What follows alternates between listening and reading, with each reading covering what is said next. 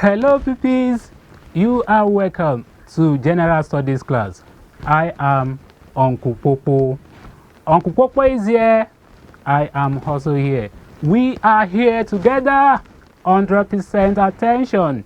100% attention is what I need from you today. Today's subject is civic education. Civic education.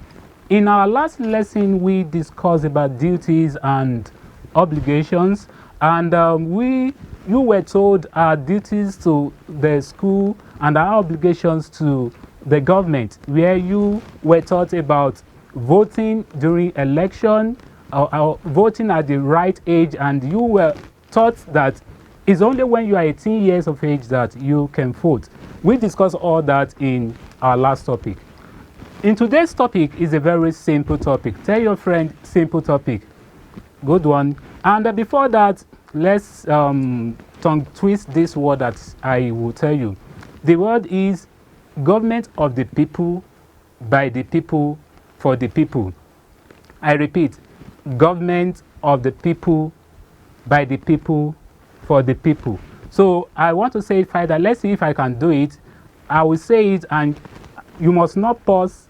You must not stop till you say it 5 times. Let me try it first. 1, 2, 3, go. Government of the people, by the people, for the people. Government of the people, by the people, for the people. Government of the people, by the people, for the people. Government of the people. Kai. Yay! I stopped in between. So that means I didn't get the full mark. So you can also try your own. Government of the people, for the people, by the people. And that leads us to today's topic. The topic is representative democracy. Say that. Representative democracy. Let's see what we have. By the end of today's lesson, you should be able to define democracy, pressure groups, and social justice. And you should be able to list examples of pressure groups. Now let's look at what democracy is. What is democracy? In our tongue twisting of words, we have actually defined what democracy is. Government of the people, for the people, by the people. And this definition was defined by the former president of America, Abraham Lincoln. Defines democracy as the government of the people, by the people, for the people. Say it, government of the people, by the people, and for the people. That's the definition of democracy according to former president of America. Now let's look at what the representative democracy is. Let's look at what representative democracy is. And when few people representing majority of people fight for the interest and social justice of the majority represented, that's when we refer to representative democracy. Let me explain. When we have few people representing a large number of people, that's what we mean here by representative democracy. I will not go deep into that, but in this context, the representative democracy we are referring to, we are pressure groups. The representative democracy we are referring to in this context are pressure groups. What are pressure groups? Pressure groups. Now, this is one example. We are still coming to that. Let's look at what pressure groups are. Pressure groups are groups that fight for the interest and welfare of the group they represent. Pressure groups are groups that fight for the interest and welfare of the group they represent. And they ensure social justice. They ensure what? Social justice. What do we mean by social justice? Social justice refers to situation in which everyone in the society is treated fairly. Social justice is referring to situation where everybody is treated equally. Maybe in the classroom, at home, you have social justice when everybody is treated equally. So when mom gives you meat lower to your elder brother, you can approach your mom and say, "Mommy, I need social justice." Then I don't know if mommy can just adjust. And if mommy doesn't understand, you explain that it is when everybody is treated equally. That may not be possible with daddy, sha. So that is social justice. It refers to the equal distribution of the advantages and disadvantages of the society to everyone. That's social justice. Now, let's look at what pressure groups stand for. Pressure groups stand for the interests they represent, and some pressure groups we have them in different categories, and they have different purpose they stand for, and they have different way they represent their people. Some pressure groups are trade unions. We have pressure groups that stand for businesses and farming associations. We have pressure groups that stand for religious associations. We also have those that stand for ethnic associations. We have those that stand for pensioner groups. So we have many of these pressure groups we are talking about. Now let's look at their examples one after the other. The 4 examples of pressure groups in Nigeria. The first one I have, Nigeria Labour Congress. Say that, Nigeria Labour Congress. And it's been abbreviated with NLC. That's Nigeria Labour Congress. This group is a pressure group fighting for the interests of Nigerian workers. That's why you saw the other time they were saying they should implement minimum wage, and they fight for all other interests of their workers. Next one is Nigeria Union of Teachers. That is for the teachers.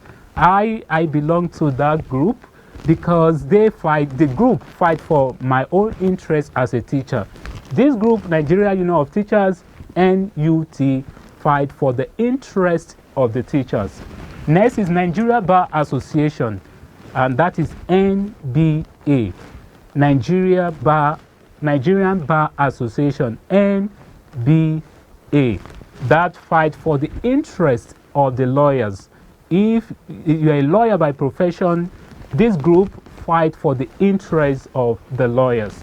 Now, next one is Nigerian Union of Journalists. Say that, Nigerian Union of Journalists. That is NUJ. What interest does this group fight for? This group, Nigerian Union of Journalists, NUJ, fights for the interest of the journalists. They fight for the interest of who? The journalists. That is NUJ. Next example is Academic Staff Union of Universities, and they are called ASU, Academic Staff Union of Universities. They fight for the interest of the lecturers in universities. That's Academic Staff Union of Universities. We have seen some of the examples of pressure groups in Nigeria. We have many of them, but these ones are the ones we have just discussed today. Let's look at the diagram or the picture of some pressure groups. This is Nigeria Union of Teachers fighting for the interest of the teachers. Here we have the Nigeria Labour Congress. See the flag.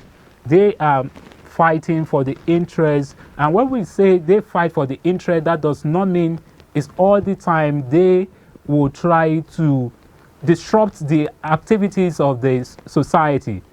At times they go in a very light protest to just make their view known to the government.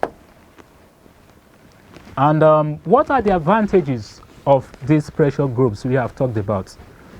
The advantages of pressure groups. 1, they protect the interests of their members. They do what? Protect the interests of their members. That's the priority. They protect the interests of their members. Number 2, they provide welfare services. They do what? Provide welfare services. That means they take care of their members. Number 3, they provide employment. They provide employment. We actually have people working for this group and they are paid. They provide employment. Number 4, they check the excesses of the government. They check the excesses of the government. How do they do that?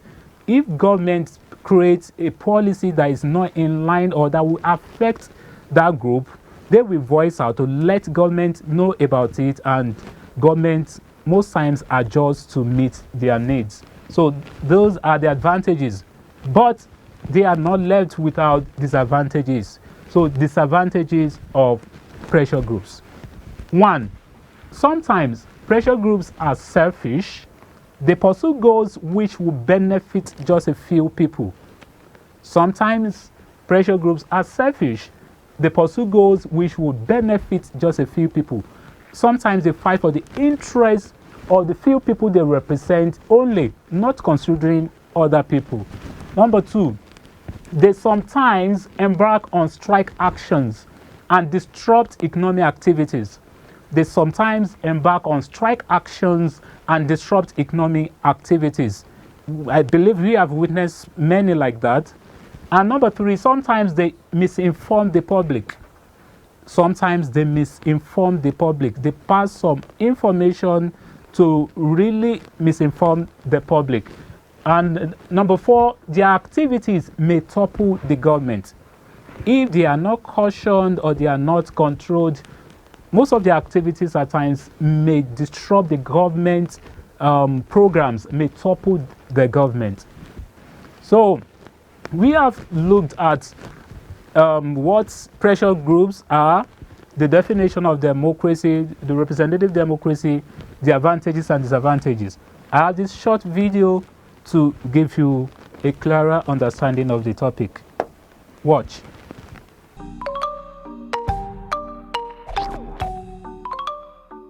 Hey. Hey, Australia.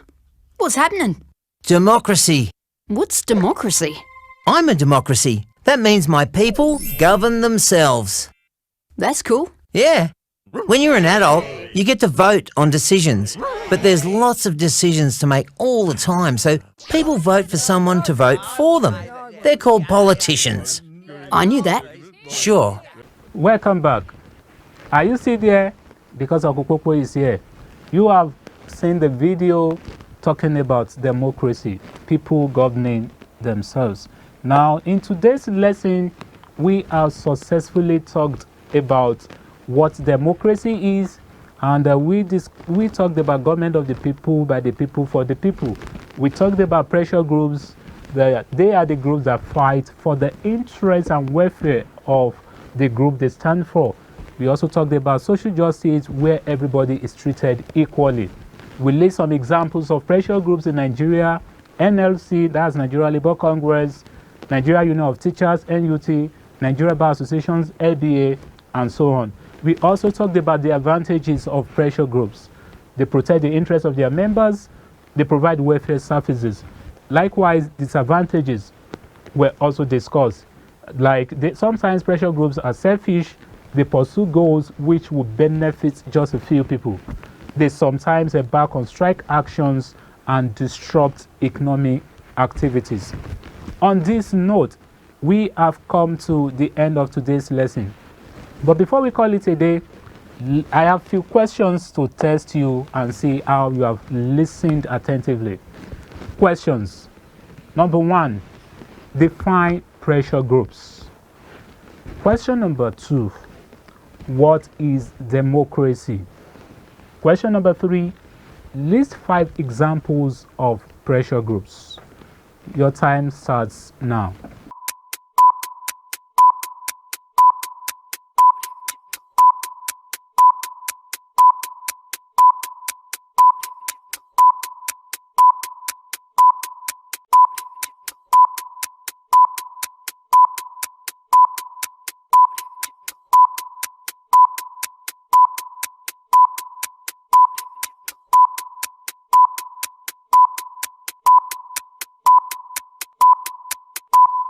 Welcome back. Are you still there? Because Nkwopo is here. Let's look at the answers. Question number 1, the answer is this. Define pressure groups. Pressure groups are groups that fight for the interest and welfare of the group they represent or they stand for. Question number 2, what is democracy? Democracy is the government of the people, by the people, and for the people. 5 examples of pressure groups: Nigeria Labour Congress, NLC, Nigeria Union of Teachers, NUT, Nigeria Bar Association, NBA, Nigeria Union of Journalists, NUJ, Academic Staff Union of Universities, ASU. So you can give out 5 examples. On this note, we have come to the end of today's lesson. Until next time, next lesson, Uncle Popo says, keep on studying. Bye.